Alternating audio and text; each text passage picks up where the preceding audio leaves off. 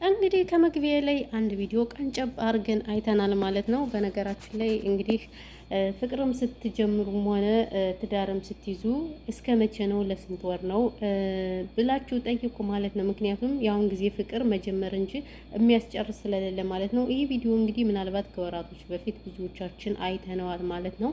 ይህንን ቪዲዮ ስናይ ብዙዎችም ይህ ወጣት ለገንዘብ እንደቀረባት ይችን ሴት ሁላችንም ጠንቅቀን ተናግረን ነበር ማለት ነው። ነገር ግን እንግዲህ እሷ ማንንም አልሰማችም ነበር። እሱም በቅቤ ምላሱ እየሞላት እንግዲህ እነዚህ ሁለት እናትና ልጅ ድል ባለ ሰርግ ተጋቡ ማለት ነው። እሱም እንግዲህ 4 ወር ሳይፈጅባቸው በጣም የሚያሳዝን ቪዲዮ ስንሰማ ሁላችንም አዝነናል ማለት ነው። ብቻ በጣም ከባድ ነው ጎበዝ። ምን ብዬ ምኑን ከምን እንደምጀማምረው አላውቅምና እንግዲህ ይህ ወጣት በጣም የሚያሳዝን ቪዲዮዎች ወጥተዋል ማለት ነው። እሱም እንግዲህ እናታችን ናቸው የ55 ዓመት እናት እንግዲህ እናት ነው የሚባሉት ማለት ነው። 16 ሚሊዮን ብር ይዞባቸው ተሰውሯል ተብሏል ማለት ነው። እንግዲህ 16 ሚሊዮን ብር እኔ የምለው 16 ሚሊዮን እናንተ በጣም ብዙ ብር እኮ ነው። አሰባችሁታል? ምን አለ እንደ ኢትዮጵያ ብትመለስ ይቺ ሴት እኮ አሪፍ ነው። አሜሪካን ሀገር ተቀምጣ ቆይ ለምንድን ነው ይሄን ያህል ብር አዲስ አበባ ላይ ቤት ገዝታ አትቀመጥም እንዴ? ሰው ሀገር ላይ ምንድን ነው? በነገራችን ላይ አንዳንዴ እድሜያችን ግን ምን ተማራችሁ ጎበዝ? ከዚህ ቪዲዮ ምን ተማራችሁ? በተለይ በአረቡ ዓለም ያለን ልጆች ይሄን ነገር ራሱ እኛን ይመለከታናል። ለምን አትሉኝም? አብዛኛዎቻችን እድሜያችን ስለሄደ ይመስለኛል። እንግዲህ ይቺ ሴትዮ እንግዲህ ስራ ስትሰራ ምን ስትል እድሜዋን ጨርሳ የማይሆን ውርጋጥ አግብታ እንግዲህ ስንት ዓመት ለዘመናት የለፈይበትን ለዘመናት የደከመይበትን ብር ነው እንግዲህ ይዞባት የጠፉ ማለት ነው እውነት ለመናገር። ስለዚህ እናንተ ብትሆኑ ምን ትላላችሁ? ከዚህ ነገር ሁላችንም ልንማር ይገባል። በተለይ ስደት ላይ ይቅርታ ስደት ላይ ረዥም ዓመት የምንቀመጥ እህቴን ሳላስተምር ወንድሜን ሳላስተምር እኛ እንደዚህ እንላለን እንጂ እኛ እንደምንገበገበው አይደለም። ቤተሰቦቻችን እውነት ለመናገር እኛ እንደምንጨነቅላቸው እንዳይመስላችሁ። እነሱ ታናናሾቻችን አግብተው ወልደው አይ እሷ እንደዚህ በሰው ሀገር ሆና ታላቃችን እስከምትመጣ እንቀመጥ እንደዚህ ምናምን አይሉም። ሲጀመር ለዚህን ቀን ራሱ ተብለው ራሱ ለሰርጉ ራሱ እንትን ሲሉ አይ እሺ አይሉም። በቃ እነሱ ያሉት መሆን አለበት። ስለዚህ እውነት ለመናገር እኔ በዚህ ቪዲዮ በጣም አዝኛለሁ። በጣም ተሰምቶኛል። አስባችሁታል? 16 ሚሊዮን ብር እንግዲህ በጣም ያው በእርግጥ በመጀመሪያ እኮ እሱ ለሰው ለገንዘብ እንደቀረበ ይሄ ሀቅ ነው፣ መራራ ሀቅ ነው፣ መራራ ሀቅ ነው። ነገር ግን ያኔ በሰዓቱ ሴትዮዋ ማንንም አልሰማች። ምክንያቱም እሷ ከልቧ ነው የቀረበችው ማለት ነው ፈልገው። እሱ ግን እሷን አልፈለጋትም። ምክንያቱም ግን አንዳንዴ ማለት ነው የምንቀርባቸውን ሰዎች ጥንቃቄ ልናደርግ ይገባናል።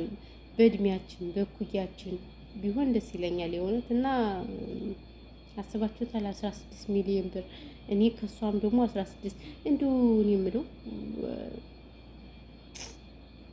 ያሳዝናል። እንደው ብቻ የምንሰማው ሁሉ የምናየው የምንሰማው ሁሉ በጣም ያሳዝን ነገር ነው።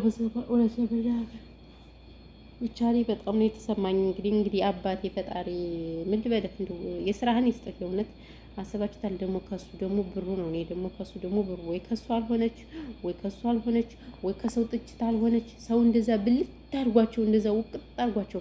በነገራችን ላይ እና ለመሰላችሁ ሚዲያ የመጣ ነገር ምንም በረከት የለውም። በረከት ሚዲያ የመጣ ነገር አንድም ነገር አይበረከትም።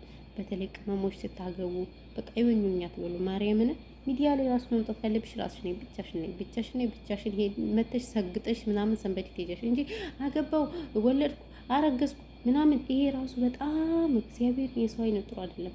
አንዲትኛ የምናውቃት ልጅ ነበረ የስደተኛ ልጅ ናት። ስሟን አልጠቅስም እና እሷ አርግዛ እያለ ቤቢ ሻወር ሁሉ እንትን ብላ ምናምን አክብራ እዛ በቃ በጣም ደስ በሚል ሁኔታ አንዴ መንታን ያረገዝኩት ትላለች፣ አንዴ ምን ትላለች። በቃ በጣም ነበር ያበዛችው። ከዛ ያ ልጅ እንትን አለባት ማለት ነው። አሁን ልጅ ብትል ሊመጣላት አልቻለም። እና ልላችሁ ፈልጌ ነው ሚዲያ በነገራችን ላይ በጣም መጥፎ ነው። ሚዲያ በጣም መጥፎ ነው ሚዲያ። ስለዚህ ከሚዲያ ነገር ራሳችሁን እንትን በሉ ነው የምለው እኔ። ሌላ ምንም የምለው ነገር የለም። በቃ ይውኙኝ አትበሉ። አጠቃላይ ይውኙኝ ጥሩ አይደለም። ይውኙኝ ይደብቁኝ ያመጣል። ስለዚህ ስታገቡም በቃ በልክ ይሁን። በቃ ሁሉም ነገር በልክ መጠን ባለ እንደዚህ በቃ ድብቅብቅ ያለ ነገር ጥሩ ነው በነገራችን ላይ ማርያምን እንጂ ይሄ እንደዚህ በጣም መጥፎ ነው። ሚዲያ ላይ መተው እነማን ሲበረክትላቸው አያችሁ? እነ ሳምሪ አሁን ለምሳሌ እነ ሳምሪ ምን አይነት ፍቅር እንደነበራቸው ሁላችንም እናውቃለን። አሁን ግን እንደምታዩት እንግዲህ እንትን አድርገው ልጆቻቸውን ትተው እሷም ቲክቶክ ላይ ስታዘጠዝጥ ትውላለች። እሱም እንግዲህ ጌም እንትን ሲል ይጫወታል። ለዛ ነው ያለው እና እንደዛ ነው። እና እንግዲህ ስታፈቅሩ እስከ መቼ ነው? ስታገቡም ለስንት ቀን ነው? ለመቼ ነው ብላችሁ ጠይቁ። እሺ አዎ፣ ስታገቡ ስትፋቀሩም ምናምን ለስንት ቀን ነው? ለመቼ ነው ብላችሁ እንትን በሉ።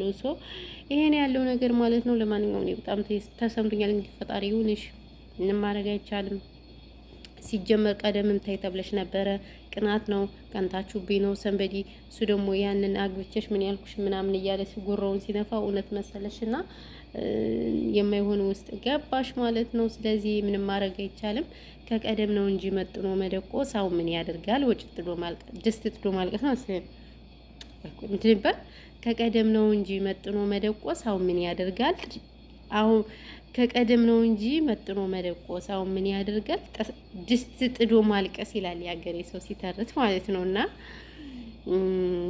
ከቀደም ነበር ጥንቃቄ ሲጀመር ይሄ ውርጋት እንደማይሆናት ታውቃለች። ዝም ብለሽ ነው የገባሽበት። እንግዲህ ምንም ማድረግ አይቻልም። እኛም አለን ትክክል፣ በዚህም በዛም ትክክል አለን ማለት ነው። እና ያለው ነገር ይሄ ነው።